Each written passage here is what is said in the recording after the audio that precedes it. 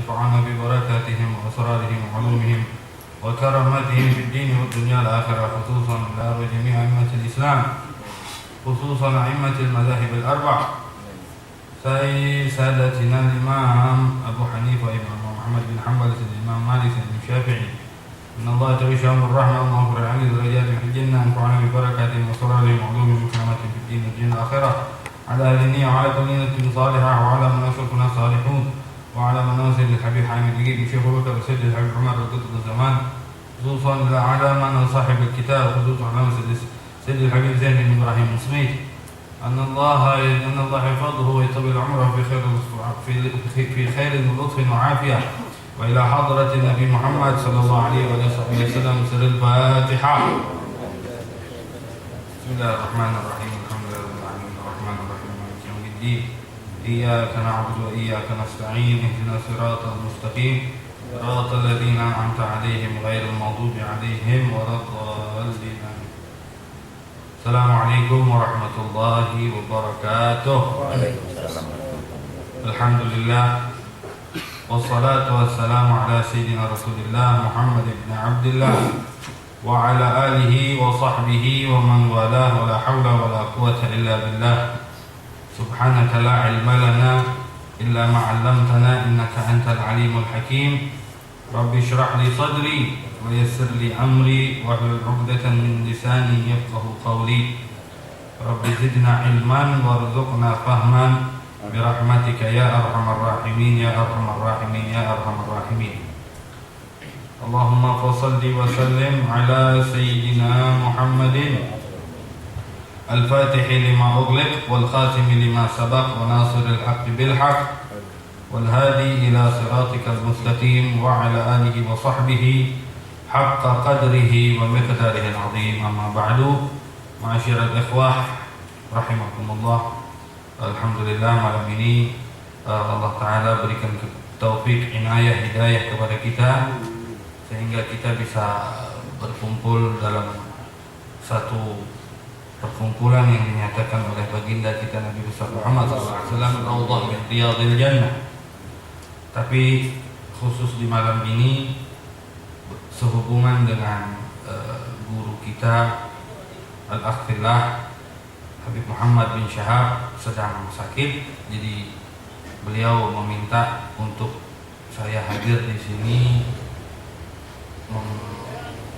bukan menggantikan tapi tabarrukan bil majlis.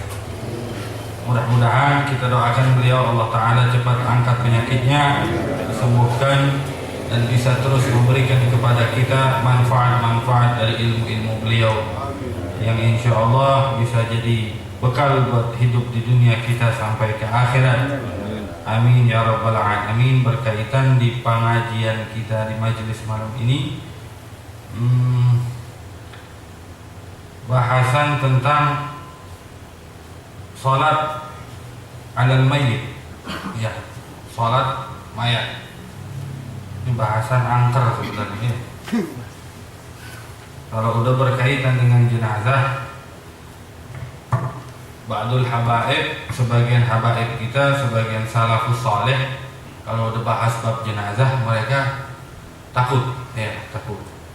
Karena apa? Memang kaitannya dengan kematian ini bukan hal mudah. Rasulullah SAW bilang, kafakum bil mauti wa'idhan, cukup buat kalian mati itu sebagai pengingat. Ya, nasihat ulama, nasihat selama kita di dunia ini, salat Jumat, usikum, itu nggak ada artinya. Lebih tajam, lebih pasti, lebih paten nasihat yang pernah kita dapatkan adalah dengan adanya kematian yang kita lihat, yang kita saksikan, yang kita hadiri, yang kita tahlilin, yang kita semuanya. Kafakum bil mauti wa'idhan, kata Nabi kita Muhammad SAW. Di sini insyaallah kita akan coba meneruskan sedikit dari apa yang sebelumnya antum semua sudah pelajari dari kitab At-Taqriratus Sadidah yang disusun dari kutipan-kutipan Habib Ibrahim Zain bin Ibrahim bin Smith mengenai masalah fikih dari madhab Imam Syafi'i atau madhab yang sama-sama kita jalani. Berkaitan dengan as-salatu 'alal mayyit, salat kepada mayat. Sebagaimana yang antum semua ketahui bahwa yang wajib dilaksanakan kepada kita seorang muslim berkenaan dengan mayat itu ada 4 ya. Wajib yang pertama diapakan? Dimandikan. Habis itu dikafankan, habis itu disolatkan, baru dikuburkan. Baik. Dan hukum wajib di sini fardu kifayah. Kalau artinya satu yang mewakili itu sudah menjatuhkan paksaan atau tuntutan buat yang lain. Jadi kalau ada satu mayat, nah ini bukan penyakit, artinya kalau zaman dahulu ketika ada kematian itu masing-masing mereka orang yang mampu untuk terjun langsung ya dalam prosesi ya, baik itu mandikan, ngafankan. Kalau sekarang kita nunggu tukang mandiin, nunggu tukang ngafanin ya, nunggu tukang nyolatin ya. Kalau nyolatkan ya ala kulli hal masih banyak, tapi kalau mandiin sama ngafankan itu mesti ahlinya kalau sekarang. Kalau dulu orang pada bisa, pada ngerti. Memang ada yang ditunjuk untuk biasa ya, artinya jadi rotib yang memang biasa diupah untuk jadi tukang mandikan atau tukang tukang ngafankan jenazah. Ya. Di lain sisi bukan berarti orang lain saat itu nggak bisa. Ya, bahkan banyak ulama-ulama kita kalau meninggal kadang wasiat mereka minta dimandikan sama si fulan, minta dimandikan sama si fulan. Ya. Tapi kenyataannya zaman sekarang ini nunggu tukang mandikan, nunggu tukang ngafanin. Kalau tukang ngafanin sama mandiinnya ada, kalau nggak ada gimana? Cara masukin steam aja ya, 25.000 bersih pakai busa. Tapi insya Allah ini yang dituntut oleh syariat minimal buat keluarga kita, istri kita, ataupun orang tua kita mungkin. Karena kalau kasus yang ada anak hadapin sendiri di Bekasi itu pernah ada satu orang meninggal, anaknya itu nggak mau nyentuh bekas mandiin ibunya, ya takut katanya. Subhanallah. Ya. Ada juga alhasil macam-macam. Satu hal yang mungkin buat kita pantas ya. Masa anak takut melihat mayat ibunya sendiri? Bukannya takut karena ini, alasan macam-macam ya, karena memang mereka nggak terbiasa. Ini musibah. Alhasil di sini dinyatakan ahkamus sholati 'alal mayyiti thalatha. Ada hukum-hukum mengenai menyolatkan mayat. Di sini dinyatakan hukum berkenaan dengan menyolatkan mayat ada 3. Ya. Yang pertama wajib. Hukumnya wajibah. Kepada siapa? Mayat itu wajib ya dimandikan. Ya. Disolatkan. Kepada siapa mayat itu wajib disolatkan, yaitu idza kana musliman ghaira syahid wasiqtil ladzi kharaja mayyitan. Dinyatakan mayat seseorang yang meninggal wajib hukumnya untuk disolatkan itu apabila dia seorang muslim. Kalau dia seorang muslim itu wajib untuk kita salatkan kecuali ada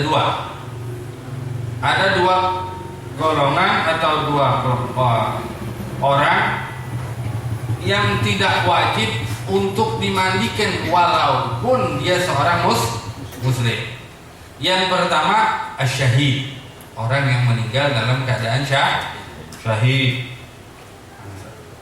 Tapi syahidnya syahid apa dulu? Syahid ini ada 3. Syahid itu ada 3. Yang pertama syahid dunia wal akhirah. Syahid di dunia akhirat, yaitu mereka orang-orang yang berjihad fi sabilillah, berperang melawan kafir li'ila atau untuk menegakkan kalimat tauhid. Ya. Mereka berperang, meninggal dalam peperangan. Walaupun ya meninggalnya tidak dalam peperangan tapi sebab peperangan, itu juga dinamakan syahid. Misalnya dia ikut perang, dihujani panah atau kena pedang waktu peperangan, terus setelah peperangan dia sempat dibawa lalu meninggal di rumahnya atau di mana, ya, tapi meninggal itu sebab dari peperangan tadi, itu juga yu'tabar syahid, dianggap matinya mati syahid. Ya, bukan orang yang lagi kabur, ya, karena takut melihat pasukan kufar, ya, saat itu lebih banyak, atau dia seorang muslim pengecut, naudzubillah, dia lari ngindarin peperangan, tiba-tiba kena panah mati, ada bukan syahid, ya, bahkan haram hukumnya, Allah Ta'ala murka sama dia. Nah, jadi ini yang pertama, syahid dunia wa akhirah. Haram hukumnya buat syahid disalatkan, ya, disalatkan. Kemudian yang kedua yaitu as-siqt, bayi yang keguguran, ya, bayi yang keguguran tapi lahir dalam kondisi sudah meninggal. Nah, dinyatakan di sini hukumnya masalah bayi ini, yang berkenaan dengan masalah bayi ini ada tiga. Ada beberapa masalah berkaitan dengan bayi keguguran. Yang pertama, bayi itu bisa dihukumkan seperti orang dewasa, ya. Yang kedua, bayi itu tidak wajib disolatkan, tapi wajib dimandikan dan dikafankan. Nah, dan yang ketiga, bayi itu tidak wajib dilakukan apa-apa, tapi ditutupkan atau dikafankan dan dikubur, itu sunnah. Dalam syair dinyatakan ada as-siqtu kal kabiri fil wafati. Bayi yang gugur itu hukumnya seperti orang dewasa. Orang dewasa itu artinya wajib dimandikan, dikafankan, disolatkan dan dikubur. Kapan bayi keguguran hukumnya seperti orang dewasa? In zaharat amaratul hayah. Kalau dia ini, bayi tadi ini, tampak dari dirinya tanda-tanda kehidupan. Contoh, waktu dia lahir dia nguap, angop, atau misalnya dia bersin, atau dia batuk, atau dia nangis, atau bernafas, atau bergerak. Ada tanda-tanda kehidupan. Tidak lama dari situ meninggal. Maka dinyatakan bayi yang sudah lahir dan ada tanda-tanda kehidupan ini, walaupun belum sehari atau baru 5 menit umurnya, ya, ini hukumnya seperti orang dewasa. Artinya wajib dimandikan, wajib dikafankan, wajib disolatkan, juga wajib kuburkan. As-siqtu kal kabiri fil wafati in dhaharat amaratul hayati aw khafiyat wa khalquhu qad dhahara famna salatan wa siwaha a'tabira. Atau yang kedua, hukumnya si bayi keguguran ini, dia nggak ada tanda-tanda kehidupan, lahir nggak ada tanda-tanda kehidupan, tapi bentuk rupanya itu sudah ada. Artinya sudah bisa dibilang, oh ini manusia utuh, ya. Artinya bisa kita katakan dia itu lahir meninggal dalam perut, ya. Nah, bayi yang meninggal dalam perut tadi, yang keluar nggak ada tanda-tanda kehidupan ini tadi, wajib buat dia dilakukan semuanya kecuali sholat. Artinya apa? Wajib dimandikan, wajib dikuburkan, wajib wajib dimandikan, dikafankan dan dikuburkan. Tapi nggak wajib disolatin. Ya, itu kalau dia sudah ada tanda udah utuh bentuk manusianya. Ya. Yang ketiga, awistafa aidan fa fihi lam yajid syai'un summa satrun wa dafnun qad nudib. Dinyatakan kalau seandainya dia meninggal dalam perut, dia juga nggak punya tanda-tanda atau bentuk yang utuh. Misalnya baru masih segumpalan daging, katakanlah baru 5 bulan udah meninggal, kan nggak utuh, ya, udah keluar dikurang. Nah, ini fafihi lam yajib syai'un, bayi yang keguguran seusia ini nggak wajib diapa-apain. Ibaratnya kasarnya kita mau taruh kantong plastik pinggiran jalan, uang nggak apa-apa. Tapi sunnah hukumnya untuk dikafankan dan dikubur. Kenapa? Karena dia aslun adami. Karena dia asalnya ya manusia. Ya, inilah hebatnya Islam menjunjung yang namanya kemanusiaan. Baik. Alhasil balik lagi di sini dinyatakan wajib hukumnya menyolatkan seorang mayat apabila dia muslim, kecuali orang yang mati syahid, dan juga bayi yang keguguran dan dia belum tampak tanda-tanda kehidupan. Karena kalau dia sudah tampak tanda-tanda kehidupannya, maka hukumnya seperti laki-laki biasa, ya, seperti orang dewasa. Yang kedua, muharramah, haram menyolatkan mayat.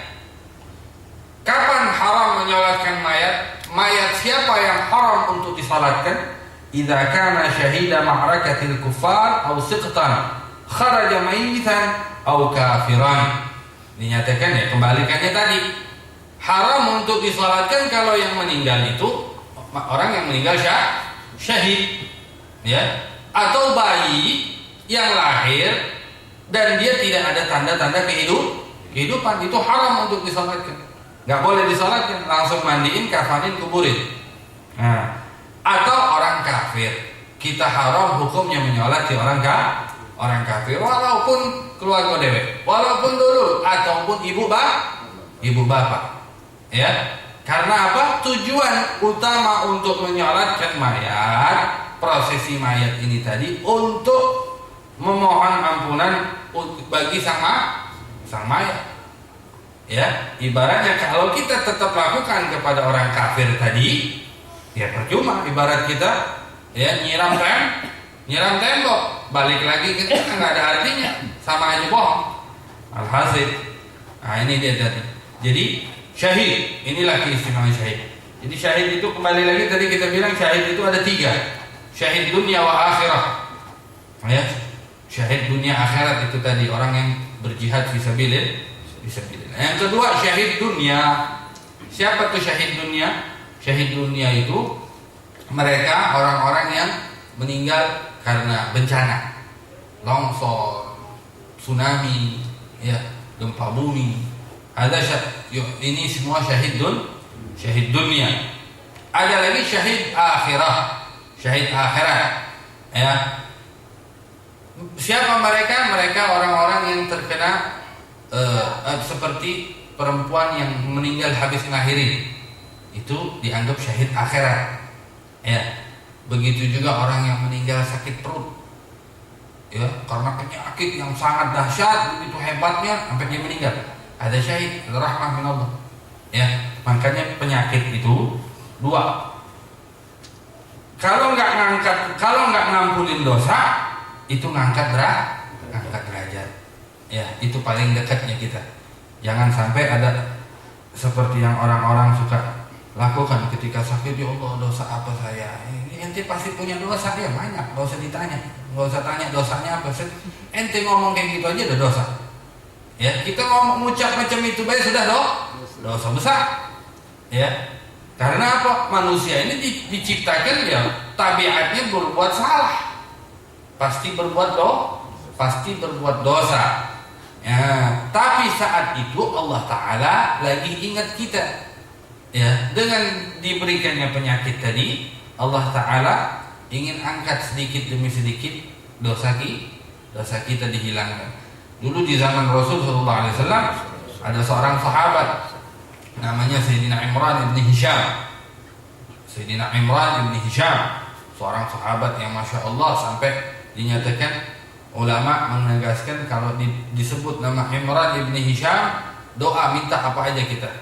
Ya, disebutkan nama beliau kita dianjurin doa. Kenapa? Karena beliau kalau kita doa dengar nama beliau kita doa, Allah Ta'ala istajabah doa tersebut. Ini keistimewaan Sayyidina Imran ibn Hisham. Beliau seorang sahabat yang Masya Allah bertahun-tahun Allah coba dia dengan satu penyakit yang dikenal dengan, kalau kita zaman sekarang, wasir. Ya, Oh, buang-buang air, darah segala macam. Wah, parah pokoknya. Bertahun-tahun. Tapi dengan kesabaran beliau radhiyallahu taala anhu Allah taala juga berikan keistimewaan. Ya. Dengan sakit yang begitu hebatnya Allah kasih, Allah bukakan buat dia juga keistimewaan sampai Allah taala bukakan semua hijab buat dia. Dia bisa lihat makhluk-makhluk semuanya. Malaikat semuanya dia yang terbang begini, yang ini, semua pokoknya alam malakut ini semua kelihatan sama dia. Ada Sayyidina Imran bin Hisham. Sampai akhirnya dia ini nggak kuat udah sakitnya. Dia datang sama Nabi Muhammad, ya Rasulullah, ud'uli, minta sama Allah supaya Allah sembuhkan penyakitku. Kata Rasulullah, sabar, ya, nggak nyesel apa nanti? Lah ya Rasulullah, udah kelamaan nanggung kayak gini nih, pengen sembuh yuk, pengen sembuh. Nah ini akhlaknya orang-orang saleh, ketika dikasih sama Allah Taala, Allah dibiarin sama dia. Dia tetap ikhtiar, usaha, ada syariat, tapi ya nggak protes, Dulu kita kenal Sayyidina Ayyub, Nabi Allah Ayyub alaihissalam diberikan penyakit, Nabi Allah Yaqub Nabi Allah siapa yang sakit itu? Nabi Allah Ayyub alaihissalam berikan penyakit sampai dia nggak bisa kemana-mana, ditinggalin istrinya segala macam. Tapi kalau sampai kita dengar keluar ulet-ulet itu ada Israiliyat ya, Yahudi punya cerita, nggak ada. Mustahil bagi Nabi punya satu penyakit yang bikin orang jauh dari dia. Apalagi Rasul yang tujuannya dakwah, mengajak orang, masa orang geli sama dia, udah mustahil ya.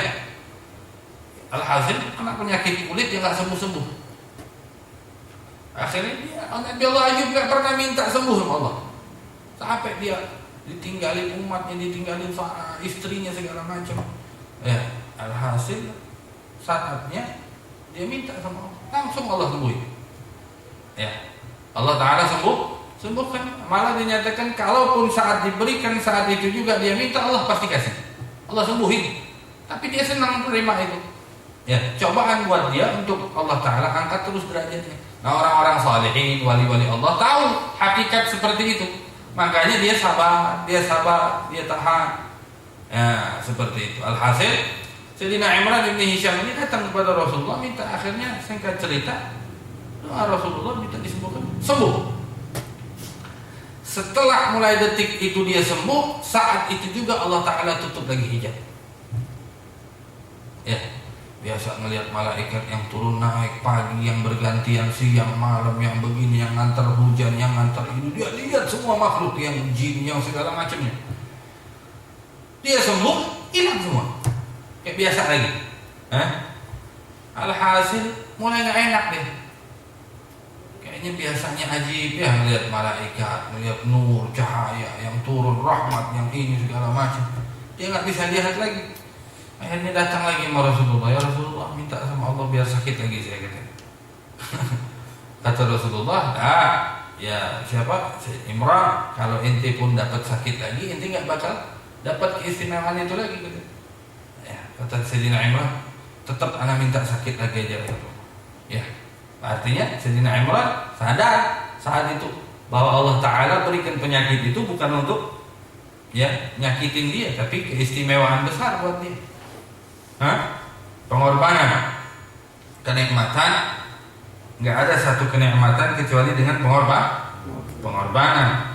Nggak ada sesuatu kayak kita hidup di dunia mau enak-enakan terus matinya mau masuk surga langsung kayak begitu, ada balas. Bukan punya moyang kita ya surga itu, tapi harus ada mujahadah, harus ada pengorbanan. Makanya ibarat Allah Ta'ala ini sama kita itu ibarat orang tua sama anak.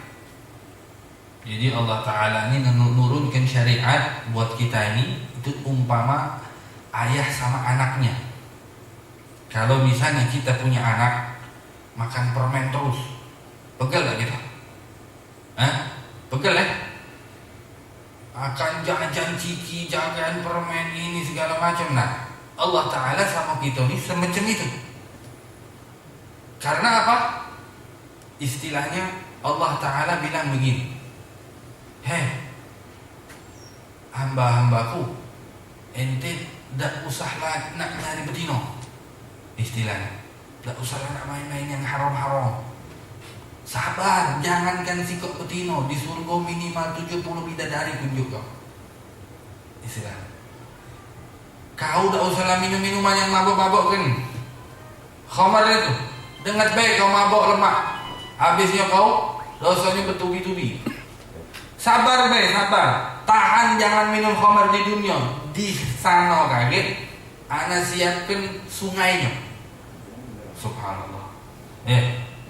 Apa lagi contohnya?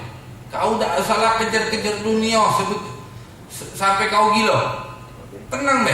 Jangankan harta berlimpah-limpah, gelas minum kau kaget emas kalau sana. Ibarat orang tua sama anaknya. Orang tua sama anaknya seperti itu. Jangan galak makan permen. Kaget apa? Kedingin. Nah, kalau seandainya dia nurut, siapa yang nikmati? Dia besar jadi orang sehat. Ya kan? Amandalnya udah jadi masalah. Pernafasannya bagus, segala sesuatunya sehat, terjaga. Nah Allah Ta'ala pun sama hamba-hamba Allah Ta'ala seperti itu, ibarat ayah sama anak. Baik. Jadi kembali lagi di sini dinyatakan muharramah. Sampai dinyatakan sampai yang ketiga, hukum menyolatkan mayat adalah khilaful aula. Khilaful aula ini artinya bisa dibilang boleh, bisa dibilang enggak, antara dua. Ya, atau kita bilang bukan remang. Bukan remang, tapi lebih tepatnya kurang jelas. Ya. Siapa? I'adatuha. Ngulangin sholat jenazah. Mayat udah kita sholatin nih. Ya. Ada sholat, ada mayat, ada jenazah. Dikumpulkan kita di masjid rame-rame, kita udah sholat jenazah, sholat. Habis lagi ada rombongan lain, kita nak melok sholat lagi. Ada namanya ngulangin sholat jenazah. Ngulangin sholat jenazah ini hukumnya khilaful aula. Artinya dilakukan boleh, enggak juga enggak apa-apa. Karena hukumnya enggak jelas. Tapi beda ceritanya kalau misalnya kita sholat jenazah ghaib. Artinya jenazahnya di luar kota, jauh. Kita sholat di sini, ya. Nggak lama, besoknya kita berangkat mau takziah. Kita ziarahin kuburannya jenazah itu tadi. Kita sholat depan kuburnya, itu nggak apa-apa. Artinya kalau ngulang sholat ghaib dengan hadir itu tidak jadi masalah. Tapi kalau ngulang sholat hadir dengan sholat ghaib, balik lagi khilaful aula. Ngerti ya? Bisa dipahami ya? Atau ngulang sholat hadir dengan sholat hadir, itu juga khilaful aula. Tapi kalau sholat ghaib diulang dengan yang hadir, itu nggak apa, mubah hukumnya, nggak masalah. Ya, boleh saja. Baik. Dinyatakan kemudian waktunya sholat jenazah. Kapan kita boleh sholat jenazah? Yadkhulu bi ghuslil mayyit aw ma yaqumu maqamahu katayammum. Masuknya waktu kita boleh sholatkan mayat adalah apabila ini mayat udah dimandiin. Sebelum mayat itu dimandikan, haram kita nak sholatkan dia. Ya, mayat belum mandi, belum bersih, belum rapi, kita nak mandi tidak boleh. Begitu juga sholat ghaib atau yang menggantikan posisinya mandi, seperti tayamum. Misalnya di mayat meninggal ini dekat banyu, mayat ini tayamum kan baik. Setelah ditayamumkan baru boleh disolatkan. Ya, baik itu ghaib ataupun itu hadir. Jadi kalau kita nak sholat ghaib, kita mesti pastikan dulu mereka itu sudah dimandikan mayatnya atau belum. Walaupun belum dikafankan, itu khilaf antara ulama.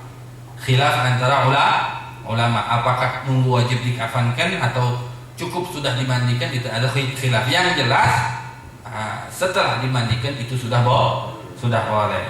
Wa syurutuha, syarat-syarat salatkan jenazah. Ka syuruti shalah min satril aurah wa istiqbalil qiblah wa ghairi dzalik. Syaratnya nyolatkan jenazah itu seperti kita syaratnya salat seperti biasa. Nutup aurat, menghadap kiblat, begitu juga yang lainnya. Ya, dalam kalau kita dalam kondisi bersuci, ya artinya punya wudu, itu kebanyakan ulama mewajibkan. Ya, tapi ada gaul, ada ucapan ulama dari mazhab kita Imam Syafi'i sendiri, walaupun kita darurat nggak punya wudu, pengen langsung cepat-cepat itu dibolehkan dan nggak wajib diqadha, tapi kondisi darurat. Tapi kalau memang kita mampu saat itu untuk wudu dulu, ada wajib hukumnya. Ya, syaratnya. Wa yuzadu syartun, ditambahkan satu syarat lagi, dinyatakan alla yataqaddama 'alal mayyit. Nah, enggak boleh kita mendahului posisinya mayat. Ini mayat, kita sholat di sininya. Jangan di sininya. Ke belakangin mayat berarti ya. Biar sebenarnya kita yang disolatin sama mayat berarti. Wa yasqutu farduha bidzakarin walau sabiyan. Kewajiban untuk menyolatkan mayat ini jatuh dengan sholatnya salah seorang laki-laki dari kita, walaupun orang tersebut anak kecil menyolatkan jenazah, udah yang lain nggak nyolatin nggak apa-apa. Tapi dianjurkan buat kita lebih banyak yang menyolatkan, lebih afdal. Makanya khilaf, ada masalah boleh nggak nyeruin, ada orang meninggal. Itu sebenarnya nggak boleh. Tapi kalau tujuannya untuk memperbanyak jumlah yang menyolati, ini dianjurkan. Karena apa? Ditakutkan dengan menyebarkan berita kesedihan ini, orang-orang nanti ada yang ngomong, oh itu kan dulu tukang ini, oh ini kan begini. Maka Rasulullah mengatakan, uzkuru mahasina mautakum, sebutkan yang baik-baik dari orang-orang yang meninggal. Jangan diomong ke, jangan diribahi orang yang meninggal ini, ya, jangan diucapkan yang jelek-jeleknya. Memohonkan ampun untuk Allah Taala, kepada Allah Taala untuk dia ini. Nah, jadi kalau tujuannya kita mengundang orang banyak, ini tujuannya untuk memperbanyak jumlah yang nyolatkan, dia lejuz. Ini boleh saja. Ya, karena apa? Semakin banyak yang menyolatkan, sampai Rasulullah dalam sebuah riwayat dinyatakan man shalla astagfirullahaladzim majtama'a arba'una min ummati yusalli. Dalam sebuah hadis yang jelas Rasulullah menyatakan tidak terkumpul 40 dari umatku untuk menyolatkan satu jenazah, maka Allah Ta'ala ampunkan sang mayat itu tadi. Ya, 40. Nah, dalam hadis riwayat lain, Rasulullah ada riwayat menyatakan, man shalla 'alal maghfur ghufiralah. Orang yang menyolatkan salat kalau kita menyolatkan orang yang diampunkan oleh Allah Ta'ala dosanya, maka kita yang menyolatkan juga dapat ampunan. Nah, itu tujuannya. Jadi lebih banyak kita undang orang untuk kita salatkan, untuk kita ikut salat, ajak salat atau orang yang salat. 40 orang aja yang nyolatkan, mayat udah diampuni. Nah, kalau mayatnya udah diampuni, yang nyolatkan juga dapat ampunan. Di lain sisi, pahala untuk orang yang nyolatkan sendiri ini sudah besar sekali. Ya, apalagi kalau yang kita salatkan orang alim, wali saleh, orang-orang yang dekat sama Allah Ta'ala. Nah, ini jauh lebih cepat lagi ampunannya. Ada satu cerita Habib Hasan bin Shalih Al-Bahar, orang wali, gurunya Habib Abdullah bin Husain bin Tahir. Abdullah bin Husain bin Tahir ini yang ngarang, kalau kita sering baca qasidahnya, ya arhamar rahimin, ya arhamar rahimin, ya arhamar rahimin, farij 'alal muslimin. Ada Habib Abdullah bin Husain bin Tahir, punya guru Habib Hasan bin Shalih Al-Bahar. Beliau pernah bilang, man shalla 'ala janazati, ya, lam tamashun nar. Siapapun yang sholatin aku nanti, sholat jenazahnya, gak bakal tersentuh api sama sekali, api neraka maksudnya. Tapi di situ api maknanya. Udah satu waktu pas Habib Hasan bin Saleh ini lagi meninggal, orang lagi berbondong-bondong menuju masjid tempat buat dia disolatkan. Tiba-tiba ada seorang badu, orang badu, orang Arab ya, orang dusun, lagi pulang dari pasar habis beli daging. Melihat orang rame-rame, apa? Kita mau sholat jenazah. Begini, elok. Daging yang dia beli ini dikebetnya di sini, kebetnya di pinggang ini. Nah, dia melok ke sholat. Selesai sholat, pulang, masak deh. Daging dipotong, masuk rebus, sejam, 2 jam. Daging mah itulah. Dagingnya tidak berubah, tidak matang-matang, persis sama seperti waktu dia beli. Bingung dia nih. Dibakar, dikecil-kecilin lagi, matang-matang juga. Hasil sumpah dia cerita sama orang-orang samping-samping. Ini daging apaan ini? Marah-marah dia ke pasar, disamperin lagi, itu jual daging apaan ini? Alhasil kedengaran sama seseorang. Ya. Dia bilang, ente kemarin ngapain pulang dari pasar? Ya lewat nih. Ya kemana aja? Anda nggak kemana-mana, cuma mampir ikut hadir sholat jenazah. Sholat jenazah siapa? Ada siapa orang bilang Hasan bin Saleh Al-Bahad? Dia nggak kenal benar sama Habib Hasan bin Saleh. Oh, pantesan gitu. Kenapa emang? Habib Hasan bin Saleh itu bilang, barang siapa yang sholat jenazahnya dia, saya nggak bakal tersentuh api. Sampai daging yang ikut nyolatin aja nggak mempan kebakar. Nah, ini faidah apa? Keutamaan kalau kita bisa sholatin orang-orang soleh, tapi biar gimana juga jangan didoain cepat meninggal yang soleh ya. Panjang umur, sehat afiat, insyaallah. Mereka tuh paku-paku besar kita. Nah, seperti yang ini malam kita ada berita sedih juga. Habib Abdul Qadir bin Muhammad Al-Haddad meninggal dunia di Jakarta. Insyaallah kita terakhir nanti sedikit baca tahlil ya untuk beliau. Al-Hafiz dinyatakan wa yasqutu fardhuha bidzakarin walau sabiyan. Arkanuha sab'ah, rukunnya nyolatkan jenazah ada 7. Yang pertama an-niyah. Yang pertama niat. Di qaulin Nabi sallallahu alaihi wasallam, innamal a'malu binniyat. Sesuai dengan ucapan Rasulullah SAW bahwasanya semua amal perbuatan itu tergantung niat. Jadi kata Imam Syafi'i, hadis innamal a'mal binniyat ini punya peranan dalam Islam 50% dalam bidang hukum dan segalanya. Punya peranan ya, setengah syariat Islam itu masuk dalam kategori innamal a'mal binniyat. Ya gimana enggak? Semua pokoknya innamal a'mal binniyat. Kita mau datang ke majelis, innamal a'mal binniyat. Makanya innamal a'mal binniyat ini dalam segala hal yang sifatnya tindakan. Ya, dan 50% syariat Islam itu berupa tindakan. Ya, innamal a'malu binniyat. Hadis Rasulullah SAW ini dijadikan oleh Imam Syafi'i pedoman. Ya, pedoman untuk termasuk menjadi salah satu rukun dalam setiap ibadah. Contohnya sholat, haji, zakat dan sebagainya. Ya, niat itu wajib dalam setiap ibadah. Nah, tapi ada satu ibadah nggak butuh niat, bahkan nggak dianjurin niat. Ada satu ibadah nggak dibutuhkan niat, artinya nggak diwajibkan niat, tapi kita dianjurkan untuk nih. Contohnya apa? Ta'lim. Kita ta'lim ini ibadah bukan? Ibadah ya. Wajib nggak niat? Nggak wajib. Tapi dianjurin nggak niat? Dianjurkan.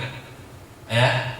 Ada lagi ibadah ini satu, dia nggak dianjurkan sama sekali niat, nggak disunnahkan, nggak diwajibkan. Kalaupun kita mau niat, nggak dianjurin. Ya. Contohnya lain lagi, kalau misalnya makan nih, kita makan wajib niat nggak? Nggak wajib. Tapi kalau diniatkan dianjurin nggak? niat yang baik-baik. Dianjurkan mandi, dianjurkan niatnya, walaupun gak wajib. Nah, ini mandi ibadah bukan? Bukan. Makan ibadah bukan? Bukan. Kalau diniatkan baru jadi ibadah. Ya. Bin niyatis salihah tanqulul 'adah ilal ibadah. Dengan niat saleh, dengan baik, yang kebiasaan bisa jadi ibadah. Mandi kebiasaan. Kalau kita niatkan jadi ibadah kalau niat yang baik. Kalau niat yang baik ya jadi ibadah, kalau niat yang jelek jadi maksiat. Niatul mu'min khairun min amalih. Niatnya seorang mukmin lebih baik dari amalnya. Nah, satu contoh lain, makan, mandi, ini mubah sifatnya, tapi kalau diniatkan jadi ibadah. Ada satu hal ibadah dia ini, tapi nggak diwajibkan niat. Karena setiap ibadah itu konsekuensinya kalau nggak wajib niat, sunnah niat. Ini ada satu ibadah nggak wajib niat, nggak sunnah juga niat, dan bahkan juga nggak dianjurin niat. Dan juga ironisnya apa? Dilakukan setiap hari dan kita pun menyaksikan setiap saat. Ibadah apa coba? Sedekah. Sunnah niat sedekah. Oke. Sholawat. Niat. Nanti membaca sholawat. Walaupun sholawat kita nggak pakai niat itu nyampe, tapi anjurin anjurkan niat. Buat apa kita niat? Kita rindu biar ketemu Rasulullah, itu niat. Tujuan kita kan. Ayo. Berpakaian. Mubah, dianjurin niat. Belakang. Ke belakang. Oh itu lain cerita. Tidur bisa jadi ibadah. Itu mubah semua. Ini ibadah, Anda bilang. Menuju ke masjid ibadah. Iya. Cari uang. Gawe. Begawe. Niat itu mubah, ini ibadah. Kalau begawe ente nggak niatkan yang baik, jadi mubah. Tapi kalau ente niat khair jadi ibadah. Ini ibadah. Zuat. Niat, oke, zuat niat. Zuat itu sunnah. Niatkan yang khair. Juga ada. Azan dan qomat. Azan dan qomat. Sunnah niat nggak azan? Ya, wajib niat. Wajib nggak niat qomat? Niat azan wajib. Ada niatnya. Dianjurin nggak niat azan? Saya niat mau azan kalau nggak ada ya. Tapi setiap saat kita dengar ini, kita saksi ada azan dan qomat. Nah, balik lagi ini masalah jenazah tadi, sholat jenazah. Yang pertama rukunnya sholat jenazah adalah niat, dijelaskan di sini. Wa yajibu ta'yinul mayyit fi niyyah walau ijmalan, wa la yajibu tafsilan. Fayakfi an yaqula usalli ala hadzal mayyit aw ala Zaid aw ala man shalla ala al-imam aw ala al-mayyit al-mawjud fil mihrab. Dinyatakan kita wajib niat, ya, dan wajib untuk memberikan ketegasan dalam niat kita. Kepada siapa kita nyolatin ini? Ya, siapa yang kita sholatin? Lakikah, perempuankah? Ya. Tapi kita boleh ngambil secara umum dalam ketegasan tadi. Contohnya gini, saya sholat kepada siapa yang disolatin imam, itu boleh. Usolli ala man shalla alaihil imam, ya boleh. Atau usolli ala hadzal mayyit, saya sholat kepada si mayat ini, walaupun kita nggak tahu siapanya, laki atau perempuannya. Ya, sholli ala hadzal mayyit al hadir atau al-ghaib, atau kita tahu namanya. Misalnya saya niat sholat untuk fulan bin fulan, sholli ala fulan bin fulan, fardu kifayah makmuman lillahi ta'ala. Ya, ada itu pun boleh. Jangan niatnya begini, jangan sampai misalnya gini. Pokoknya saya sholat jenazah gitu ya. Sholat jenazah fardu kifayah lillahi ta'ala. Saya niat jenazah kepada Allah, fardu kifayah kalau itu nggak sah. Karena nggak ada ta'yin, nggak ada penjelasan, nggak ada ketegasan di situ. Baik. Kemudian atau misalnya di sini nyatakan saya niat kepada orang yang disolatkan di depan mihrab itu pun bohong. Usolli ala man sulli alaihi fil mihrab. Ya. Kemudian di sini nyatakan masailun fin niyah. Ada masalah-masalah yang berkaitan dengan niat di sini. Baik. Yang pertama, lau akhta, kalau seandainya orang yang ngucapin niat salah ngucapin. Contohnya, usolli ala Zaid, misalnya dia bilang saya nyolatin Zaid, ternyata yang disolatin Amr. Misalnya. Gimana? Ya, fala tasihhu, enggak sah hukumnya. Dia niat mau nyolatin Zaid, ya, ternyata yang disolatin Amr, enggak sah kecuali kalau dia ngasih isyarat waktu niat. Saya niat nyolatin si Z gitu ya. Kenapa? Karena isyarat lebih paten, lebih pakem, lebih apa istilahnya tepat ketimbang ucapan. Isyarat lebih paten. Saya niat nyolatin si Z. Nunjukin gitu ya. Nunjuk jenazah saya maksudnya biar pakai mulut, pakai isyarat gitu, pakai matanya. Ya, ada ya juz sah. Tapi kalau saya niat nyolatin Z, ternyata yang disolatin Amr, ya, atau orang lain, atau ibunya Z, itu enggak sah. Yang kedua, kalau seandainya dia bilang usolli ala haula'il asyarah fabana annahum tis'ah sahhatis shalah. Ya, yang ketiga, kalau usolli ala haula'il asyarah fabana annahum 11 lam tasihhu shalah. Atau misalnya yang kedua, yang ketiga, contohnya misalnya dia bilang ada mayat dikumpulin banyak-banyak. Wah, berapa tuh jumlahnya dia nggak tahu ya. Saya niat nyolatin tuh orang 10. Usolli ala haula'il asyarah. Tiba-tiba aja nggak taunya yang disolatin cuma 9. Ini tetap sah katanya. Karena asyarah yang lebih banyak itu lebih nyukupin gitu loh. Tapi kalau misalnya dia bilang saya niat nyolatin itu yang ada di depan 10, ternyata yang disolatin 12 atau 11, nggak sah. Karena kurang, nggak tepat, ya. Di situ disebutkan. Kemudian yang keempat, takfi niyatul fardhiyah wa la tajibu niyatu fardhil kifayah tahdidan. Dalam pelaksanaan sholat jenazah cukup kita nyolatkan niat fardhiyah. Artinya usolli ala hadzal mayyit al-hadir fardu lillahi, itu udah cukup, enggak wajib sampai nyebutin kifayahnya. Fardu kifayah lillahi ta'ala enggak wajib. Yang wajib nyebutin fardunya. Ya. Makmuman wajib enggak? Ya kalau kita mau dapat faidah atau fadilah makmuman itu enggak apa-apa. Ya, karena kenapa kita dianjurin niat makmuman atau imaman sebagai imam, makmum sebagai makmum? Liidraki fadilah 27 darajah, untuk mendapatkan keutamaan 27 derajat. Ente sholat jenazah atau sholat fardu lah, katakan kita sholat fardu, jadi makmum, tapi nggak niat makmum, nggak niatin makmuman, gimana hukumnya? Sah sholatnya, tapi nggak dapat 27 derajat. Ada orang niat salat, setelah 2 rakaat ingat, wah saya belum niat jamaah atau makmuman. Salat isya baru 2 rakaat ingat, wah tadi lupa ngucap makmuman, baru dia ngucap nawaitul ihtimam, saya niat jadi makmum deh dalam hatinya. Ya, kapan dia dapat fadilah 27 derajat?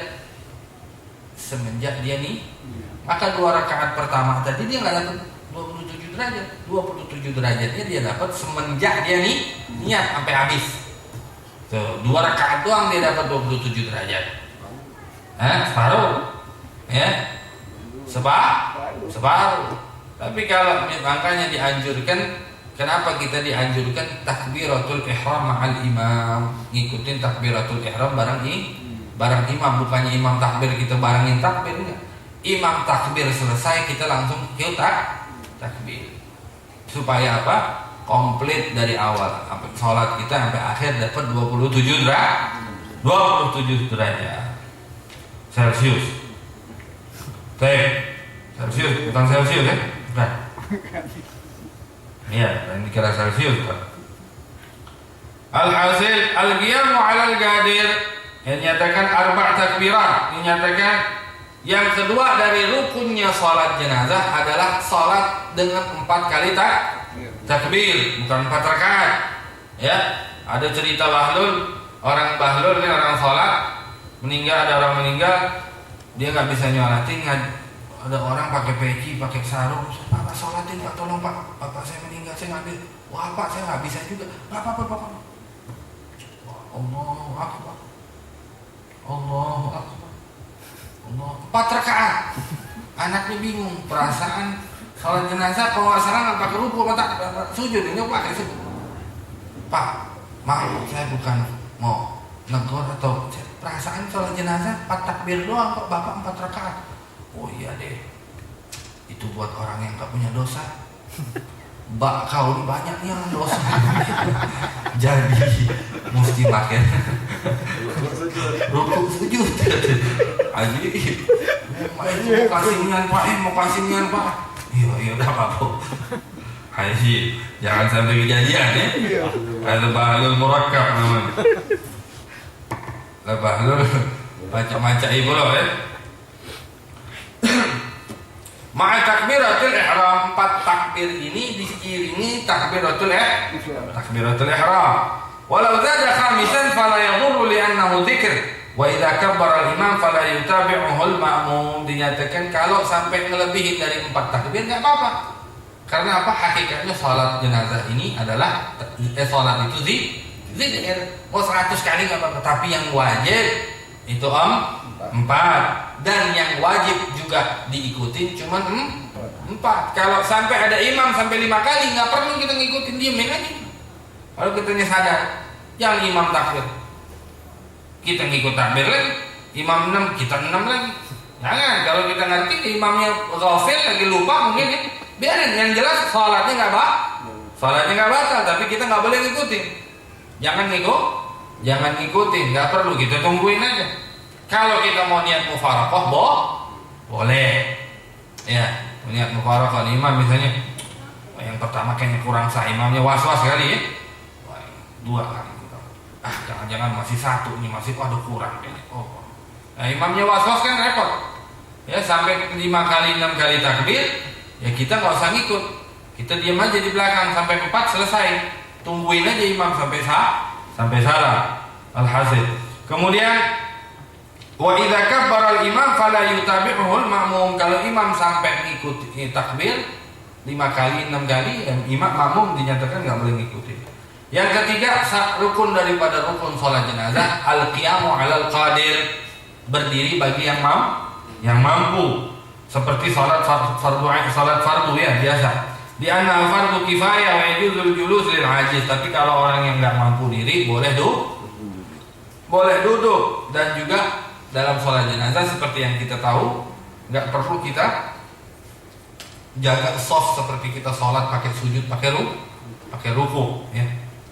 Karena tujuannya, kenapa dianjurin kalau sholat jenazah kita rapat-rapatan, supaya menjaga konsentrasi kita sholat, supaya kita nggak lupa kalau kita lagi sholat jenazah. Takutnya kalau jaraknya jauh-jauh, imam dari depan Allahu Akbar, kitanya ruku. Ya kan? Tapi kalau orang di depan kita kan kita nggak bisa lagu. Ingat terus kalau kita lagi sholat jenazah. Ya, dianjurin kalau sholat jenazah rapat-rapat. Kemudian al-rabi' qira'atul Fatihah. Al-Fatihah, ya. Yang keempat dari rukun sholat jenazah adalah membaca Fatihah. Kapan? Ya juzu an takuna ba'da takbiratul ula. Boleh dibaca dimanapun takbir Fatihah ini. Tapi dianjurin setelah takbir pertama. Awis tsaniyah atau yang kedua, awis tsalitsah, awis rabi'ah, boleh takbir kedua, boleh takbir ketiga. Tempatnya di mana aja. Ya.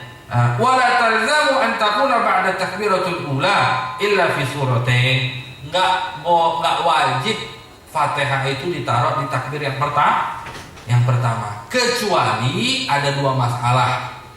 Ya, ada dua masalah di mana Fatihah ini harus tetap ditaruh di takbir pertama. Yang pertama dinyatakan idza kana masbuqan faqra'ul faqra'ul Fatihah wa yajri ala tartibi nafsih. Dinyatakan kalau seandainya yang sholat jenazah ini masbuk, imam udah mulai ketika kali takbir, dia baru datang Allahu Akbar. Nah, dianjurin buat dia langsung Fatihah. Ya. Itu yang kedua, idza syara'a fiha fa yajibu alaihi ikmaluha. Yang kedua, kalau seandainya dia lagi takbir Allahu Akbar, udah keucap baca Fatihah, maka nggak boleh diputus. Misalnya dia kebiasaan mau naruh Fatihah di takbir kedua atau takbir ketiga. Waktu dia baru takbir sekali, keucap Fatihah, Bismillahirrahmanirrahim.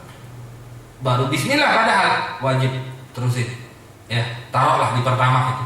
Nah, sisanya nggak usah lagi pakai Fatihah. Nah, ini ada dua masalah di situ. Yang kelima dinyatakan as-salatu ala Nabi sallallahu alaihi wasallam ba'da thaniyah. Wa qaluha Allahumma shalli ala Muhammad wa yusannu dhammu salam ila salat alhamdulillah qablaha wa du'a lil mu'minin ba'daha. Yang kedua, rukun dari yang selanjutnya, yang kelima dari rukun salat jenazah adalah salawat kepada Nabi yang tempatnya setelah takbir kedua. Paling dikit bacaan salawat Allahumma shalli ala Muhammad. Yang paling afdal adalah salawat Ibrahimiyah. Ya, seperti kita salawat yang kita baca tahiyat akhir. Itu yang paling afdal, salawat Ibrahimiyah. Kemudian yang keenam, ad-du'a lil mayyit ba'da thaniyah. Doa buat mayat setelah ba'da thalithah, setelah takbir ketiga. Jadi kalau kita mau doa buat mayat, itu tempatnya di takbir ketiga. Ya. Syartuhu ayyakuna khalisan yang penting niatnya kita ngedoain mayat harus ikhlas. Ya, bukan karena sesuatu. Ini ada penyakit yang menjadi satu adat zaman sekarang ini apa? Kalau nyolatin mayat, kalau ada jenazah, wah dapat borongan gitu nih. Ya. Ngapain borongan nyolatin, ngajiin segala macam? Tujuannya udah bukan, ya. Nah, seperti yang kita bilang di awal tadi, karena tujuannya wa kadzalika doa, ya, di abawi tifl 'inda Ibnu Hajar menyatakan bukan, artinya tujuan kita ini nyolatkan mayat itu tadi yang minta ampunan kepada Allah buat si mayat ini. Ya, bukannya nyari duit. Zaman sekarang ini ajang cari fulus ini. Kalau sampai bikin kartu nama, buka pelang, menerima panggilan jenazah. Oh, makruh orangnya gila berarti ya. Doain orang mati mulu kan kayak gini kan ya. Wah, pasaran lagi sepi nih, gak ada yang meninggal hari ini. Subhanallah. Ini yang jadi satu adat yang tadi Anda bilang maksudnya apa? Ada di ada beberapa daerah itu kalau orang meninggal itu wajib diamplopin. Siapa yang wajib diamplopin? Yang nyolatin. Sampai yang nyolatin nggak mau nyolatin kalau nggak dapet aduh, bayangin. Udah kebiasaan. Kesian kan? Itu sampai kejadian orang yang meninggal itu jual sapi sampai ngutang sana sini buat bayar, ngasih duit orang yang nyolatin, tahlilin, ngajiin segala macam. Oh, ini musibah. Yang malah nyakitin, mestinya kita orang meninggal kita yang ngasih, membantu, ini malah narikin. Ya, faedah ini. Pikirnya ya meninggal, makanya didoain tuh siapa lagi yang meninggal. Kurang-kurang tetangganya itu gua dapat duit ya tahlilan bisa masih syar. Kemudian juga dinyatakan doa buat kalau yang meninggal anak bayi, anak kecil yang didoakan ya bukan bayinya tapi juga orang tuanya. Kapan tempatnya? Ya setelah takbir ketiga. Nah, kalau setelah takbir keempat nggak dianjurin apa-apa. Tapi kalau mau doa boleh buat umat Islam, buat diri kita, buat yang lain, buat Islam. Setelah takbir keempat nggak dianjurin apa-apa. Nah, yang terakhir di sini disebutkan doa-doa yang diriwayatkan, mungkin kepanjangan kali waktunya. Sambung minggu depan insyaallah sama Habibana. Ya insyaallah. Tinggal satu lagi di sini, tapi di sini ada doa yang diriwayatkan dari hadis-hadis Rasul dan juga salafus saleh mengenai doa yang dibaca di salat jenazah buat si mayat. Allahumma fir lahu warhamhu wa'afihi. Ada beberapa riwayat, ada beberapa jenis doa. Kita paling dikitnya kita baca doa itu Allahumma fir lahu warhamhu wa'afihi wa'fu anhu. Ya, panjang kalau mau diteruskan. Wa akrim nuzulahu wa wasi' madkhalahu, terus. Alhasil beda juga ntar doanya buat mayat. Kalau yang meninggal tuh laki-laki, perempuan, tinggal rubah dhamirnya, ya Allahumma fir laha warhamha. Kalau banyak Allahumma fir lahum warhamhum wa'afihim. Atau yang meninggal anak kecil, doa buat orang tuanya, ya Allahumma ja'al faratan li abawaihi, ya terus minta doa buat anaknya. Alhasil mudah-mudahan Allah Ta'ala panjangkan umur kita, ya berikan manfaat dari ilmu yang kita dapatkan mengenai dari majelis ini dan juga tempat-tempat lain. Mudah-mudahan Allah Ta'ala juga senantiasa berikan taufik, hidayah, inayah buat kita, sehingga kita dijadikan orang-orang bertakwa yang menjalankan perintah Allah Ta'ala, menjauhi larangan-larangannya, sehingga insya Allah berkat apa yang kita jalankan dalam beribadah kepada Allah akan berbuah satu keberkahan untuk kita, anak istri kita, dan juga seluruh harta yang kita dapatkan, kita miliki, dijaga oleh Allah Ta'ala, diperluas oleh Allah Ta'ala rezeki kita di dunia dan di akhirat. Amin ya rabbal alamin. Ma'asyiral hadirin rahimakumullah, ini mungkin apa yang bisa Anda sampaikan di pengajian kali ini. Sekali lagi Anda minta maaf, bukan niat untuk menggurui, tapi juga kita di sini tabarrukan, minta berkah. Mudah-mudahan Allah Ta'ala angkat diri kita melalui pengajian-pengajian seperti ini, insyaallah. Faedahnya luar biasa, ya, seperti yang kita ketahui. Baik, sebelum kita tutup majelis kita bacakan suratul Fatihah, khususnya untuk guru kita Habib Muhammad bin Husain bin Syahab. Innallaha yashfi shifaan ajilan, shifaan la yughadiru saqaman wala alama. Anallaha yadfa' anhu jami'al amrad wal asqam. وأن الله يحفظنا يحفظ المسلمين، وأن الله سبحانه وتعالى يعطي كل سائل منا سؤله على ما يرضي الله ورسوله، على هذه النية وعلى كل نية صالحة، وإلى حضرة النبي محمد صلى الله عليه وآله وصحبه وسلم بسر الفاتحة. بسم الله الرحمن الرحيم.